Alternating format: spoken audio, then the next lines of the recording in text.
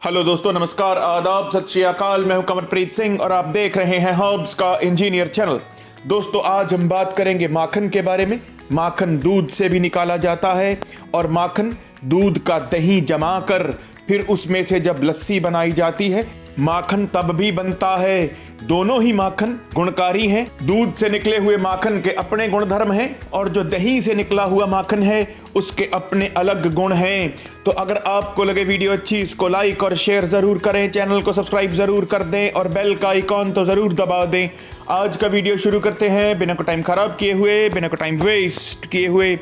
तो दोस्तों, माखन के बारे में आचार्य वाग्भट अपने ग्रंथ अष्टांग हृदय के चैप्टर 5 में ये बात क्लियर करते हैं। यहाँ पर उन्होंने जो श्लोक लिखा है उसमें उन्होंने एक ही श्लोक के अंदर दोनों तरह के माखनों का वर्णन किया है। जो इस श्लोक की पहली 2 लाइन्स हैं वो दही वाला माखन है और जो तीसरी लाइन है ये दूध वाला माखन है। आचार्य कहते हैं, नवनीतम नवम वृष्यम शीतम वर्ण बलाग्निकृत संग्राही वात पित्त आश्रक्षया अर्श अर्दित कासजित। जो यहाँ तक का श्लोक है ये दही वाले माखन का श्लोक है।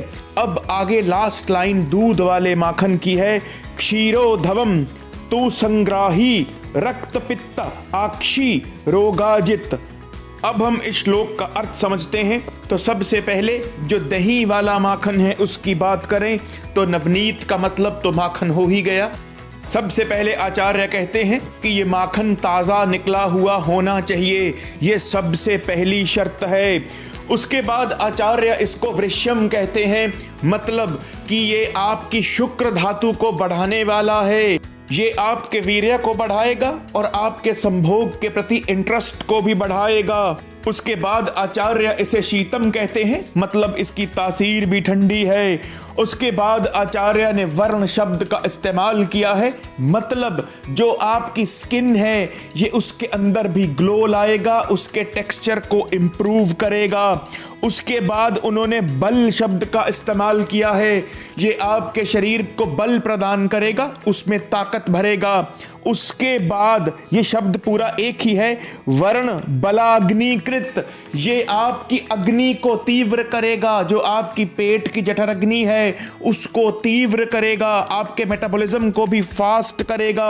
उसके बाद संग्राही, उसका मतलब है कि अगर आप कोई और औषधि ले रहे हैं तो ये उसके संग चलेगा, ये उसको अब्जॉर्ब आपके शरीर के अंदर करवाने में बहुत उसकी मदद करेगा, ये अब्जॉर्बेंट है। इसके बाद जो 2 शब्द लिखे गए हैं, वात पित्त, और पित्त के पीछे जो आ की मात्रा है उसके नीचे सृक का इस्तेमाल किया गया है। जो ये 2 शब्द हैं ये एक ही है, वात पित्त आश्रिक, मतलब ये वात और पित्त का शमन करेगा और कफ को बढ़ाएगा।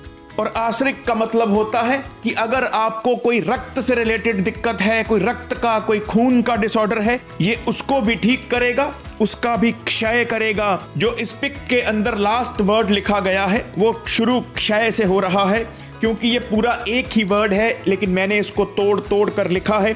क्षय के बाद आचार्य शब्द का उपयोग करते हैं अर्श, इसका मतलब ये पाइल्स डिजीज में भी आपकी मदद करेगा।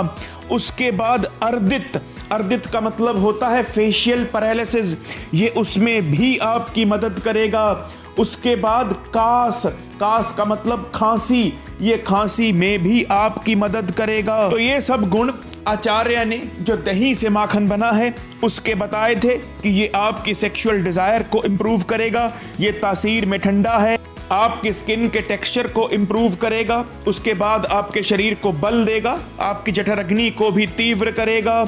अगर आप इसका सेवन किसी औषधि के साथ करते हैं तो उसको आपके शरीर के अंदर बहुत अच्छे तरीके से जज्ब करवाएगा, इसीलिए बहुत औषधियाँ माखन के साथ लेने को बोली जाती हैं। वात और पित्त का शमन करेगा। उसके बाद अगर कोई रक्त का दोष है उसका भी निवारण करेगा। उसके बाद अगर आपको पाइल्स की समस्या है उसमें ये आपकी बहुत मदद करेगा। अगर आपको फेशियल पैरालिसिस है तब भी ये आपके बहुत काम का है। अगर आपको खांसी है तब भी ये आपके बहुत काम का है। तो अब दूध वाले माखन की बात करते हैं। तो दूध वाला माखन भी संग्राही है। ये भी अगर आप किसी औषधि के साथ लेंगे तो ये उसको आपके शरीर के अंदर बहुत बढ़िया तरीके से अब्जॉर्ब करवाएगा।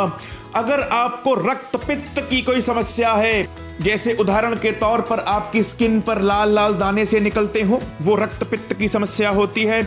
उसके बाद अगर आपको आंखों का कोई रोग है, रक्त पित्त आक्षी रोगजित, जो लास्ट के दो शब्द हैं, रक्त पित्त आक्षी रोगजित। आक्षी का मतलब होता है आंख। अगर आपको आंखों से रिलेटेड कोई भी समस्या है, फिर ये आपके बहुत काम का है। मतलब दोनों ही माखन संग्राही हैं, दोनों ही अच्छे अब्जॉर्बेंट हैं, दोनों ही किसी औषधि को आपके शरीर के अंदर बहुत बढ़िया तरीके से जज्ब करवाएंगे। लेकिन ये रक्त पित्त की समस्या में और आंखों की समस्या में आपकी बहुत मदद करेगा। तो अब आप अपने रोग के हिसाब से माखन का इस्तेमाल कर सकते हैं। लेकिन अगर आप माखन का इस्तेमाल कर रहे हो, इस बात का ध्यान रखें, क्योंकि ये आपके शरीर को बल देगा, ये आपकी मेद धातु को बढ़ाएगा। इसलिए कोई व्यायाम, कोई एक्सरसाइज साथ में जरूर होनी चाहिए। नहीं तो जो आपकी धातुओं के बनने का क्रम है, रस, रक्त, मांस, मेद, अस्थि, मज्जा और शुक्र, उस क्रम में गड़बड़ी आएगी। मेद धातु आपके शरीर पर बढ़ेगी और आपको कोई ना कोई रोग का सामना करना पड़ेगा। माखन का इस्तेमाल करें, लेकिन साथ में एक्सरसाइज जरूर करें। तो आगे आपकी मर्जी है। अगर आपको लगे वीडियो अच्छी, इसको लाइक और शेयर जरूर करें, चैनल को सब्सक्राइब जरूर कर दें और बेल का आइकॉन तो जरूर दबा दें। तब तक के लिए शब्बा खैर, नमस्कार, वंदे मातरम।